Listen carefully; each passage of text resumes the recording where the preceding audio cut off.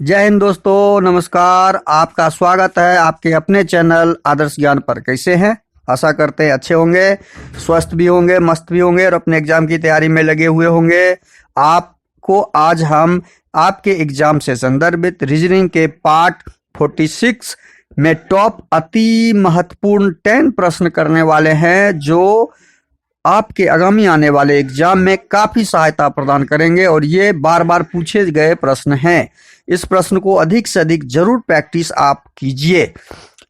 Part 45 तक यदि आपने नहीं देखा है तो प्लेलिस्ट में जाके 1 से लेके 45 पार्ट्स जरूर देखें और इसे आप अधिक से अधिक प्रैक्टिस जरूर करें। वीडियो शुरू करने से पहले आपसे रिक्वेस्ट है, वीडियो को शुरू से अंत तक जरूर देखें। वीडियो अच्छा लगे तो लाइक और कमेंट कर दीजिए। चैनल पे नए आए हैं तो सब्सक्राइब कर लीजिए। अधिक से अधिक दोस्तों को शेयर कर दीजिए। बेल आइकन को ऑल सेट पे जरूर डाल दीजिए। अब आपके सामने हम क्वेश्चन नंबर 1 लेके आए हैं। क्वेश्चन नंबर 1 है आपके सामने यह। क्वेश्चन नंबर 1 में दिया हुआ है, प्राचीन का संबंध पुराना के साथ हमें ढूंढते हुए कमजोर का संबंध प्रश्नवाचक चिन्ह के साथ क्या निकलेगा वो ज्ञात करना है। तो प्राचीन का संबंध, प्राचीन और पुराना में शब्द में क्या संबंध है? प्राचीन का मतलब होता है बहुत ही ऐतिहासिक चीज, और पुराना का मतलब होता है बहुत ही पहले का समय। मतलब दोनों समानार्थी शब्द है। क्या है? दोनों, प्राचीन और पुराना दोनों समानार्थी शब्द है। तो कमजोर का भी हमें कोई समानार्थी शब्द ढूंढना होगा। ऑप्शन से मजबूत ऑप्शन नहीं होगा, ठोस ये भी ऑप्शन सी नहीं होगा, बी ऑप्शन सही होगा। कमजोर का मतलब नाजुक होता है और शक्तिशाली का मतलब समानार्थी कमजोर का शब्द नहीं है। तो इस प्रश्न का सही आंसर ऑप्शन बी हो जाएगा। अगला प्रश्न है क्वेश्चन नंबर 2, श्रृंखला को पूरा करें। देखिए, श्रृंखला को पूरा करने के लिए 9 के बाद 25 है, 25 के बाद 49 है, 49 के बाद 81, 81 के बाद 121 आया। 9 में कितना जोड़ने से हमें 25 आया? तो 9 में यदि हम 16 जोड़ेंगे तो 25 हो जाएगा। और 25 में कितना जोड़ने से, 9 में 16 जोड़ते हैं तो 25 होता है। और 25 में कितना जोड़ेंगे? 49 होगा। तो 25 में 24 जोड़ेंगे तो 49 होगा। यानी जोड़ का कोई भी नियम पैटर्न यहाँ पे लगा हुआ नहीं है। इसका मतलब हमें जोड़ का नियम पैटर्न नहीं देखना है। अब हम क्या देखेंगे? अब हम देखेंगे आखिर इस शब्दों के, इस संख्याओं के बीच क्या संबंध बन सकता है। तो यहां हमें दिख रहा है कि 9 क्या है? 9 3 का स्क्वायर है, 3 3 9। 25 क्या है? 5 का स्क्वायर है। 49 क्या है? 7 का स्क्वायर है। इसका मतलब हमें दिख रहा है 81 क्या है? 9 का स्क्वायर है। और 121 क्या है? 11 का स्क्वायर है। तो अगला पद क्या होगा? हम इसमें क्या संबंध देख रहे हैं? 3 में 2 जोड़े तो 5 हो गया, 5 में 2 जोड़े तो 7 हो गया, प्लस 2 2 जोड़ के हम आगे बढ़ रहे हैं, प्लस 2 जोड़ के हम आगे बढ़ रहे हैं। तो 11 में कितना जोड़ेंगे?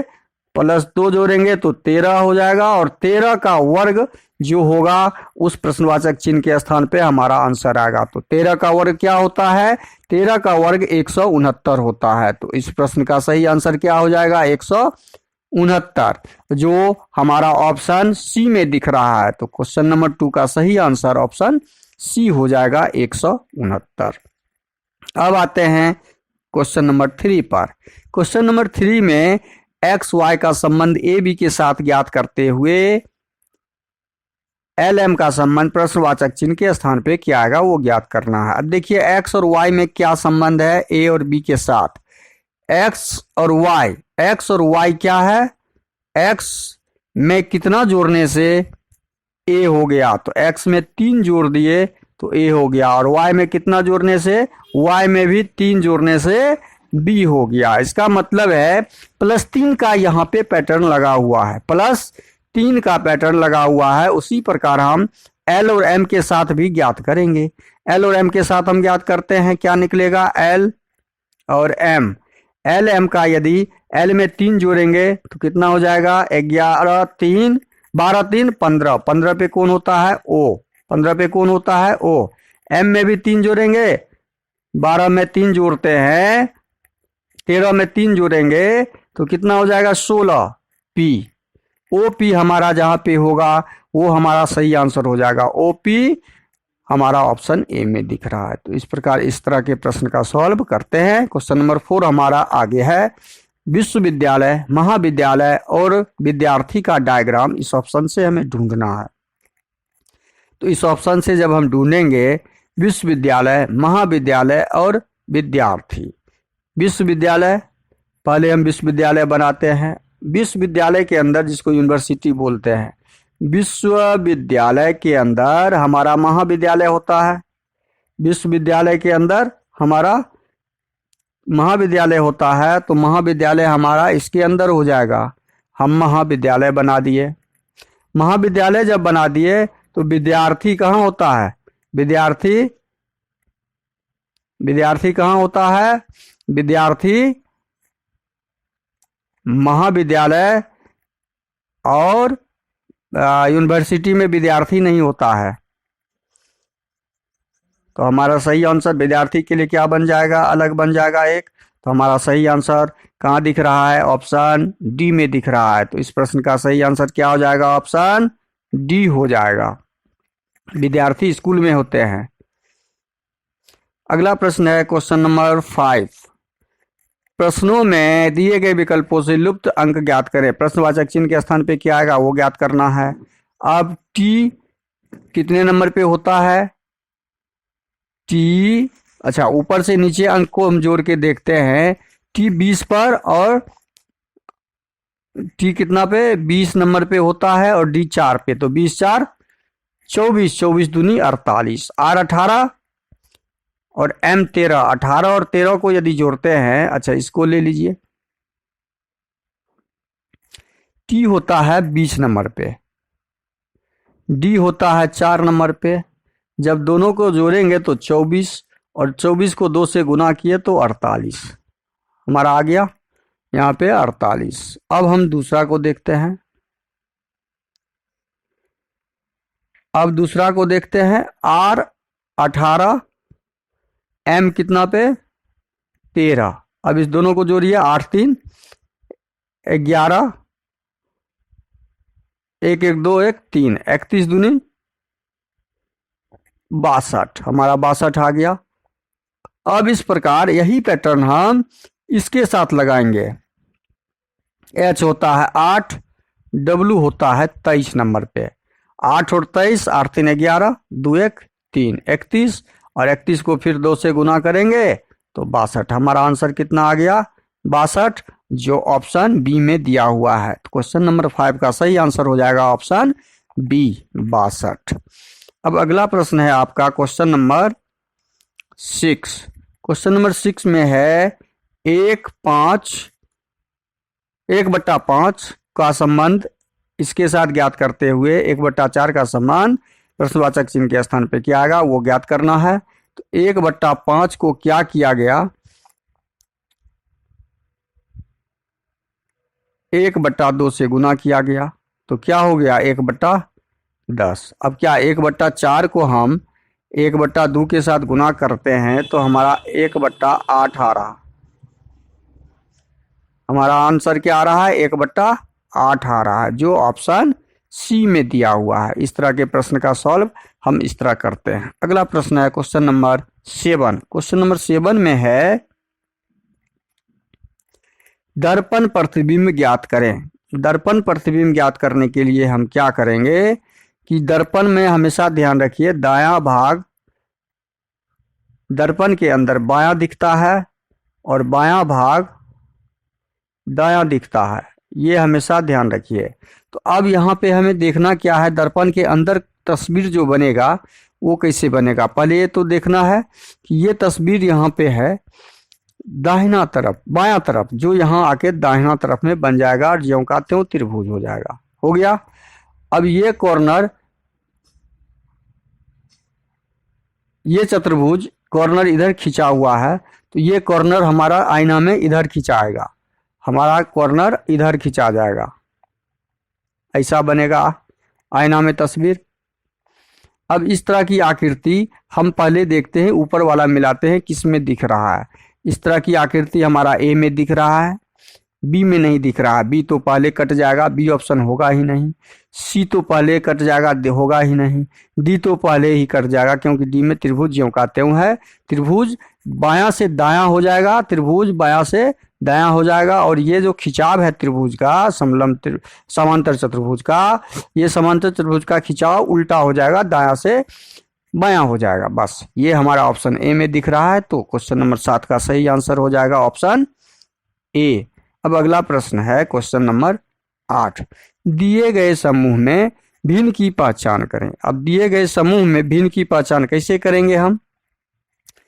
भिन्न की पहचान करने के लिए देखिए, ये क्या है? एप्पल, ये है बनाना, ये है टमाटो, ये है कॉलीफ्लावर। कॉलीफ्लावर, ये चारों में से ये क्या है? फ्रूट है। ये क्या है? फ्रूट है। फ्रूट्स है, फ्रूट, ये भी फ्रूट है मतलब फल है, ये भी फल है। टमाटर भी फल ही होता है, सब्जी फल दोनों का काम करता है। लेकिन कॉलीफ्लावर क्या है? फूल है, सब्जी है। तो ये चारों में भिन्न है, तो इस प्रश्न का सही आंसर ऑप्शन डी हो जाएगा। अगला प्रश्न है क्वेश्चन नंबर 9। यदि ए का अर्थ, देखिए प्रश्न में क्या दिया है, ए का अर्थ जोड़ हो, बी का अर्थ क्या दिया है? भाग हो, सी का अर्थ गुना हो, और डी का अर्थ घटाव हो,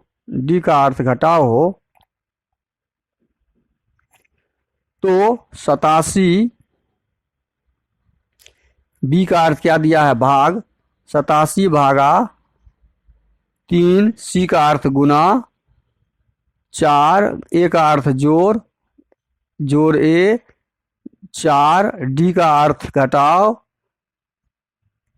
50 बराबर क्या होगा? अब ज्ञात करते हैं इसको।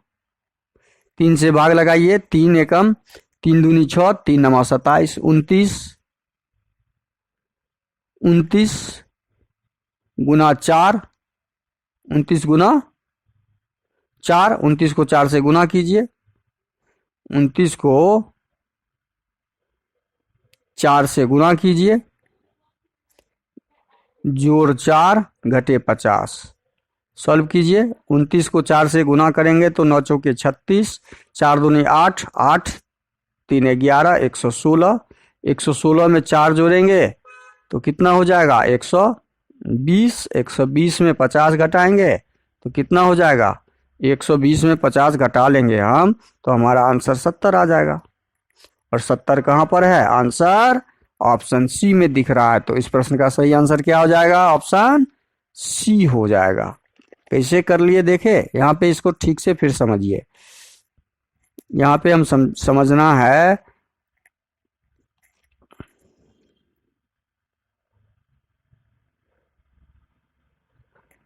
कि यहाँ पे जो b दिया हुआ था, इस b को कन्वर्ट कर दिए किस में? b का मतलब भाग दिया हुआ है तो हमने यहाँ भाग डाल दिया। c का मतलब यहाँ पे दिया हुआ है, देखिए c का मतलब गुना दिया हुआ है तो c के जगह पे हमने क्या डाल दिया? गुना डाल दिया। बस यही चिन्ह बदलना था। a का मतलब दिया हुआ है जोड़ तो a के जगह पे जोड़ डाल दिया, और d का मतलब घटाव दिया हुआ है तो d के जगह पे घटाव डाल दिया, और संक्रिया उसके बाद हमने कर दिया। 87 में 3 से भाग लगाएंगे तो 29 को 4 से गुना करेंगे तो 116 को 4 जोड़ देंगे तो 120 में से 50 घटा देंगे 100, कुल 70। आंसर हमारा ऑप्शन सी आ जाएगा। अगला प्रश्न है क्वेश्चन नंबर 10। निम्नलिखित प्रश्न में अक्षरों का कौन सा समूह खाली स्थान का क्रमवार रखने से दी गई अक्षर श्रृंखला को पूरा करता है? देखिए इस दी गई श्रृंखला को पूरा करेगा कितने अक्षर? 1 2 3 4 5 6 7 8 9 10 11 12। 12 है तो 3 3 का गैप कर लेते हैं, 1 2 3 1 2 3 1 2 3। क्यों? क्योंकि ये एम क्यू जो है MQC, बस यही 3 लेटर दिख रहा है। इसमें क्या है? MQ और C, इसके अलावा कोई लेटर इसमें नहीं है। तो इसमें बचा क्या? MQ है ही, यहाँ पे C दिख रहा है तो C हो जाएगा हमारा पहला। एक C है एक Q है, तो यहाँ पे 3 में यदि हम डालते हैं तो C बचता है, C आ गया मेरा एक आंसर। अब यहाँ पे क्रम को उलट के देखते हैं, Q यहाँ आ जाएगा मान लीजिए, C तो M यहाँ आ जाएगा, तो Q आंसर यहाँ आ गया, M यहाँ आ गया। तो यहाँ एम दिया हुआ है, यहाँ क्यू, तो बचा क्या सी, सी यहाँ आ गया।